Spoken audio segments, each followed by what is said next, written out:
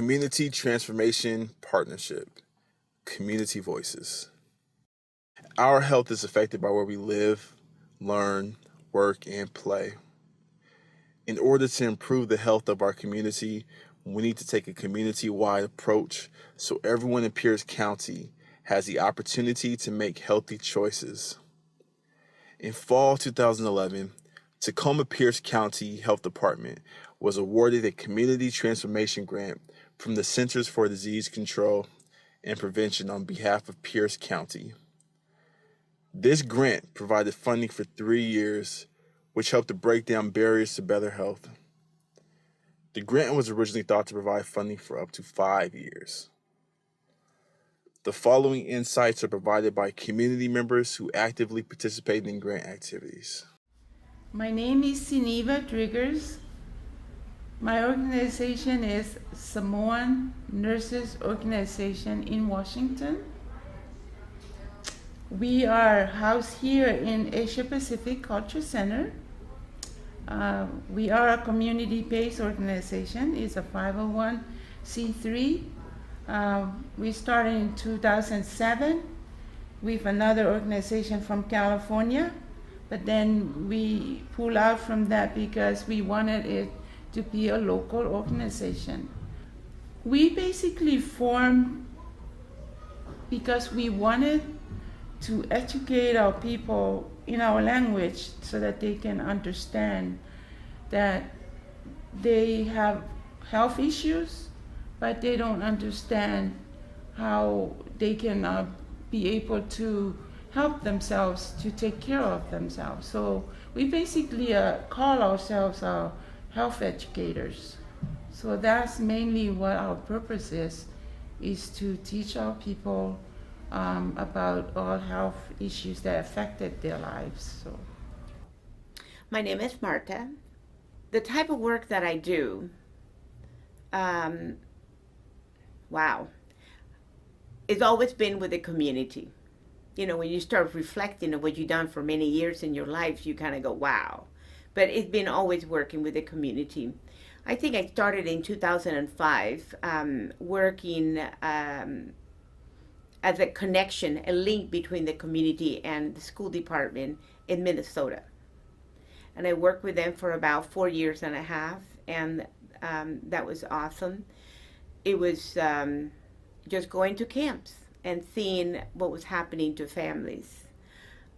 Then in Washington, I work as but part of the maternity support team, and also as an infant case manager, and also as a community health worker.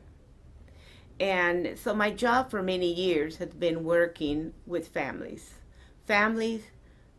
their needs, and trying to link them with agencies, community agencies that would help them supply those needs that they are, lacking. And of course, with the medical staff, and always, bring them together. My name is Carmetris Parker. I live in Tacoma, Washington. I am a mother. I'm a member of this community. I am on staff at Tacoma Urban League and Trinity Presbyterian Church. I'm an AmeriCorps alum. I'm really proud and committed to service, and I'm one of the community experts involved in the Community Transformation Partnership. The work I do is primarily with youth in my local community. I'm drawn to, and I prefer to work with kids who look like me, kids who look like my own kids, and who have similar experiences and backgrounds as my own. I have, for the last 7 years, have worked with kids in a literacy-based program aimed at getting them a reading level by grade 3. I also serve as support to the youth educational programs at Tacoma Urban League. But one of my crowning achievements is the freedom and honor that comes with working on the Community Transformation Partnership Grant. I have to say, first of all, that it was very interesting. I think I was blessed to have that opportunity to give me a different perspective of what's happening maybe above the community. My role was I did community liaison as a community health expert liaison, and that program allows me to connect with all the different kinds of coalitions and collaboratives that were going around in the Pierce County area, like the SHIA and the Tacoma Housing. They were having, they were facing the fact that they wanted to outreach, especially the Salishan community. And then we also saw other programs, and if I was not connected with the Community Transformation Partnership, I probably wouldn't have had a chance to visit them. You know, so I was really thankful. And also I think it was awesome. The people there was great to work with, and I could see that they were all eager to want to really do make the difference. What I do there, I talk about healthy food, portion of their meals. I also have access to other educational to increase my knowledge of the community. I learn from, they send me to do a research training down in San Francisco.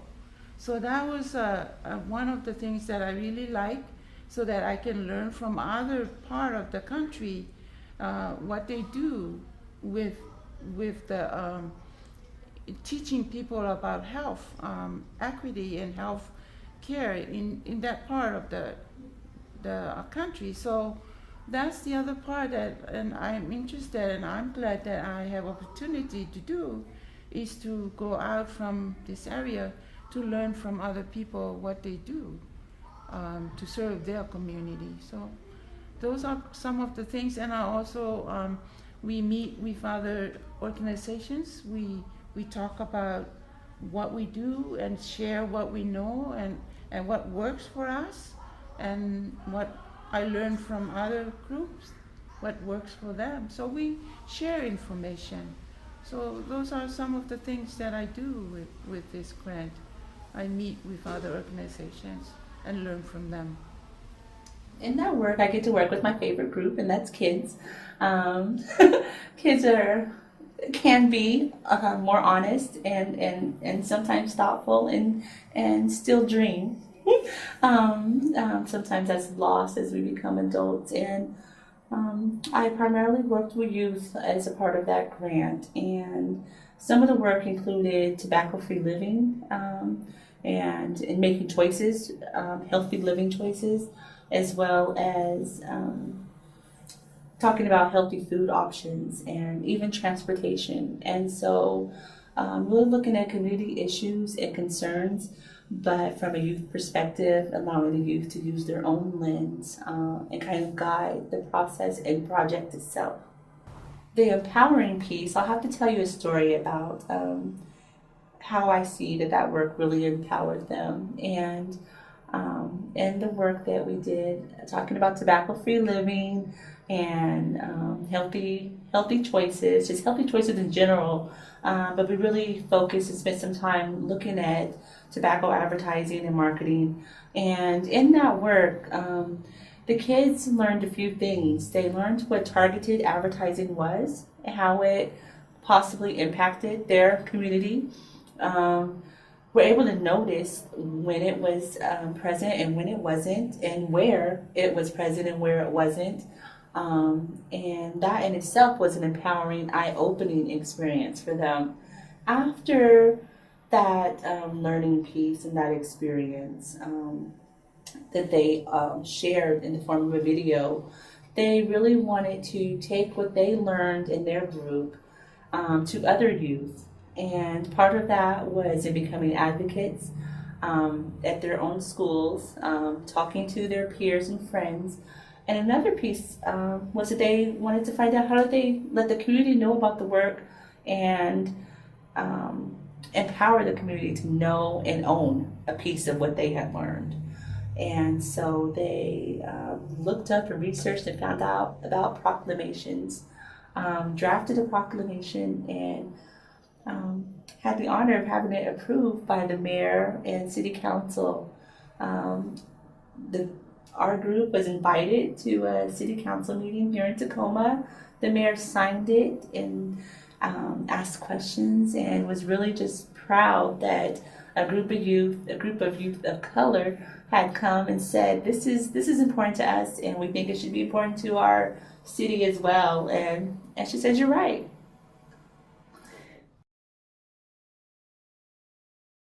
Health equity. When I think about that term, I think about it that if you put it in a definition, it's something that it actually exists when every individual in a community is able to have equal health opportunity. And that leads us to something else. That leads us to social determinants. And when I say this term, it reminds me that for 18 years, I've been working with the community, but I never thought about health equity as a definition, even though I was totally involved in trying to teach the community how to become healthier. Social determinants of health, as I was looking into on the internet about, concerning some of the states that already are ahead of us, working in health equity and trying to help bring the community to a better health. I came through the one in Colorado, and I really like the way they present the social determinants. And they are all things that affect each family, each community, and stop them sometime from taking care of their own health. Myself, as a mother of 6, I first took care of my kids. I could have been sick, but I didn't go to the doctor until I have to. And I think if we see our communities, there is very much similarities, And if they didn't have, now we're lucky that we have the medical. But before, many families did not qualify for medical. So with the, transportation, lack of food, lack of employment, all that affected. They will not go to the doctor. They didn't have transportation. It affects at all level of ages too. A large portion of health equity has to do with the environment. The environment that I'm thinking about is that environment that the youth began to see around them when they started noticing the large number of tobacco advertisements, and then where they didn't notice them at, and they started looking at, okay, this is where I live, this is where my friends live, this is where my family lives. Over here is where my teachers live, and my doctors live, and these other people who are not a part of my community, and why is that? And so environment and the care that's taken in an environment plays a huge role in the inequities that exist. I think about the availability of transportation, the availability of transportation options. Are there sidewalks? Can I walk to where I need to walk to? Are there ramps? Can I walk, and not only walk, if I'm in a wheelchair, can I get a wheelchair? Can I get a stroller there? As a mom with babies, if there's not a sidewalk that has a ramp, then I know that I can't take my children there. And I also think about housing. Where is the housing available that is not only available, but affordable? And then safe. And then what type of environment is it located in? It is very important for a community to involve in the grant. It's because we all come from different cultures. We Samoans have our cultures, and also the Latinos, other cultures. So we need a community-based organization from each culture so that they'll be able to serve them, because most of them, they want to do things culturally and they don't want to depart from that. So that's why it's very important for us to work together and in the grant so that we can pursue the work to help our community people. One of the things that it grieves my heart to think that this whole program has ended. Because I think there's so much work to do. And I had a privilege to meet with the different coalitions and meet some of the members that were actually working with them. And while they struggle in accomplishing some of those health equities and learning from it, I think they did some things that we do have to recognize. And I think it's important, for example, for, the coalition that works with food and, and lifestyle. It will be good for them to be able to continue doing the work, not just leave it like that. We need to support them. We need to figure out a way to keep working, because that was awesome. I was part of that facilitating, in 2 of the food banks, and I thought that I was surprised just to see how open the people, the community was open to share their needs. And I think we need to now figure it out, maybe go beyond that, ways that maybe we could connect with other groups that could provide this kind of food, and also with the healthy one, the community, the CCPSC. I think, they work so hard on the hubs and trying to bring connection between community. And they work so extensively with the community collaboratives, that I think it's important to connect and continue the work of that project that was built, that hub, that is so broad right now, but it could be narrowed down to what the community needs today. So when I think about those things that really have a significant impact, I think about what my understanding is and who I want to be walking alongside with me. And it's really about dignity. It's really about providing dignity to community. A lot of people, well-intentioned or not, can say this is what you should be doing. But I think only true community can walk alongside, hold hands, understand, acknowledge, and that in itself is empowering. Grant funding is very important for the work we do, because if we don't have fund, we're not able to go out and serve the community.